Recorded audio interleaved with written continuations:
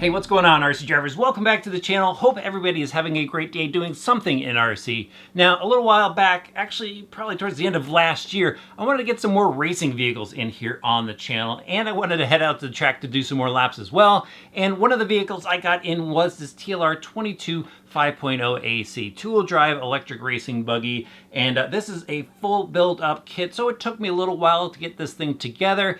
And once I finally did, this COVID thing happened. So all the tracks are closed up right now, and I can't get out to test this thing. And usually I give you a all-in-one review, and I've been holding off because I haven't been able to do that. And I kind of realized that, hey, I really need to show this to you guys because now is the perfect time to build up a racing vehicle if you want to get into racing. So why don't we head over to the workbench and I'll show you some of the important features on this car and talk to you about some of the things I did to it to get it ready for racing. Here it is, my TLR 22 5.0 AC. Now this is a full build-up kit. This is the box that it comes in, just a bunch of bags full of parts. There's your instruction manual there, and you have to go and assemble this buggy kit. Now, if you're new to racing, that means you also have to get all of your electronics and tires, batteries, chargers, and even paint the body up before you go out and hit the track. Now, this kit has been out for quite some time, so I'm not going to go over all of the little details on here, just kind of point out some of the things that I think are cool on this kit. And I'm going to start off with these shocks here. These are the Generation 3 shocks from TLR.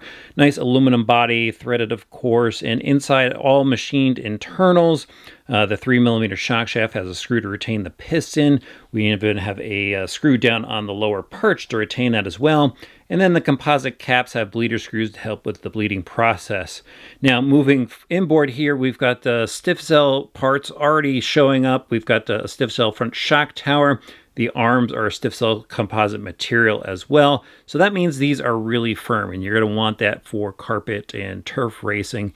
So it's nice to see that they've included it on here. And there's a lot of different plastics on this. So TLR went and decided what plastics needed to be used where in order to give you the best performance overall. So back up to the front, in the center here, we've got sway bars. Sway bars are included front and rear as stock. There is those nice swept arms, and at the end of the arm here, you'll see a dual pivot point for tuning adjustment. Here we have new caster blocks with adjustments as well.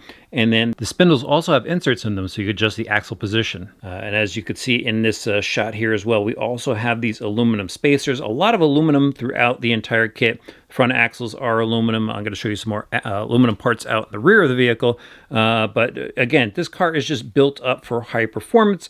So, all the materials are selected carefully throughout. But really nice setup. Everything feels nice and smooth on this. Up top, we've got a wide front wing on it.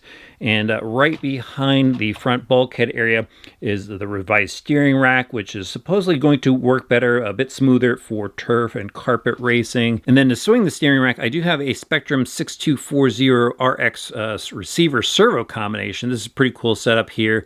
Has the servo and the receiver incorporated into it to cut down on the components that are in the car. Now here is a change that I did make to it. I did go ahead and order up the aluminum servo arm for this. I do like to use aluminum servo arms wherever possible on pretty much every RC vehicle, but that will help prevent any breakage or the splines from busting out, when I'm racing. And, you've got your heavy-duty turnbuckles up front as well. Don't use pliers to hold the ball ends. My buddy Al built these tie rods up for me, and those are a little marred up. But anyway, was really happy to have him help me out with this, with everything going on. But back up to the chassis. Now, the chassis on this is a 2mm thick aluminum chassis. As you can see, it's milled out, so it will reduce the weight on here. And this chassis is meant to flex a bit. So when you're out carpet racing, the flex will actually help with the handling of it, give it a bit more grip because of the flex, and a pretty nicely machined setup overall. Let me just show you guys the bottom of this so you can see how it is. There is the unique front kick-up that we have on the TLR vehicles lately, the swept sides as well. All the holes are countersunk. Now these mud guards are a softer composite material, which allows that chassis to flex a bit so you don't lose any of the performance there. And the battery tray area here is also slotted. You can see the holes that will allow you to move the battery forward and back. I have it in the forwardmost position. And then we have these nice rubber O-rings basically with little tabs on them to help secure the battery. All right, let me go ahead and turn this around here so we can see some of the transmission stuff. So right here we have the forward mounted motor, which pretty much you're going to see on all carpet and turf type of vehicles. Aluminum motor plate on here. And the one difference that you're going to see here versus what you may have seen on the TLR website is I eliminated the slipper clutch. It does come with a nice slipper clutch, but I race stock, and in stock racing you don't need that. So I ordered up the TLR conversion kit here, which just allows me to lock that out. They give you a new top shaft in there. So that is a difference from the stock kit. But it's a 3-gear transmission, lay-down transmission on this, and the transmission has a lot of features to it. Let me go and just kind of talk about the transmission instead of the rear suspension. But inside the transmission, it actually has adjustability to it, so you go and adjust the height of the differential, and that will change the way the buggy handles. And because of the ability to adjust the diff height, you go and adjust the idle gear height as well on the inside. And the gear differential itself is also a oil-filled sealed gear differential. And I went ahead and made some adjustments in there from stock because I had heard about a couple issues going on with the differential. Now they give you plastic gears to go inside, and you know it works pretty well for a number of races, but then after a while you chance the blowing out the gears on the inside of the differential. So they have the optional metal gear kit. They go and swap out the gears on the inside of the differential. I went and did that. Only used 2 of those spider gears instead of the 4 as a recommendation from Frank Root. Talked to him a little bit about setup. So I did go ahead and do that. They also have a steel plate to go on the outside of the differential case. That wasn't available, so I'm still sticking with the stock plastic one. But they went with plastic, so it'd be lightweight. But again, it doesn't hold up, over time, basically. You'll have to swap it out at some point. So that's the makeup of the transmission. Another thing to note about the drive line on this, they do have the 68 millimeter drive shafts in here, which was a popular upgrade on the 4.0 as far as the dog bone plunge into the outdrive cup there. So there's a bit more roll going through the corners. And that's really about it. On the outside of the suspension arms here, we have new hubs with aluminum top plates on there, so it makes it nice and rigid. And as you would expect, just like the front, the rear has the swept stiff Zell arms in it as well. Nice and solid arms, so it's got a nice responsive feel to it.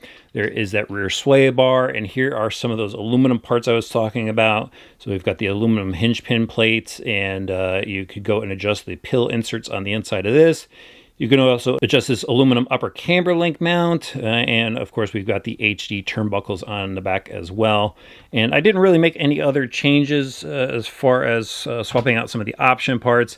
I do have the carbon wing stay to secure the Lexan wing, and this is the wider wing to help with the downforce and everything. But really nice setup overall. There's a lot of adjustability on this kit, and maybe a little too much. I think I like things a little bit more simple. I kind of like the way TLR was going with giving you the option to tune all this stuff, but it gets a little bit overwhelming. Beyond just what I made as far as changes, is there anything else I dislike about this kit? Not really, other than it is kind of time consuming to go ahead and take the rear of this vehicle apart. So if you did want to go and swap out your diff oils and stuff, there's a lot of disassembly that goes on. So if there's a way to simplify things in the future, I think I would like to see that. But, it's not a huge complaint.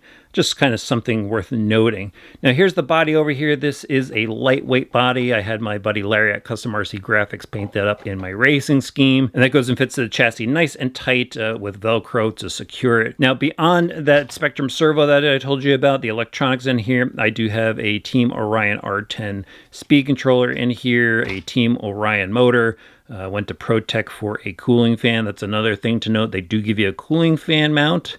Seen so many people just gluing fans down. Don't have to do that anymore. A single screw holds that in place. Then I'm going to start off with a Team Orion standard height battery. Reason being is I don't have the tray weights that are an option. And when I was talking to Frank Root, he said to use 2 of the tray weights here under the speed controller to give weight to the front end. And since they weren't available at the time, I'm just going to go and get my weight through the battery pack. Again, it's been a long time since I've gone racing, so that's going to be fine for me to start off again, get going, and then when those plates are available, I'm going to go ahead and swap those out.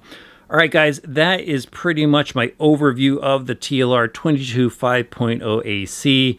Again, TLR, they know what they're doing. They make some great equipment. There's a lot of great features on this kit. Couple little things that you have to do to it to get it, race ready, in my opinion, right out of the box. Again, that maybe that servo arm and the differential gears. But other than that, this should be a lot of fun out there. I've got my Proline tires on to get started.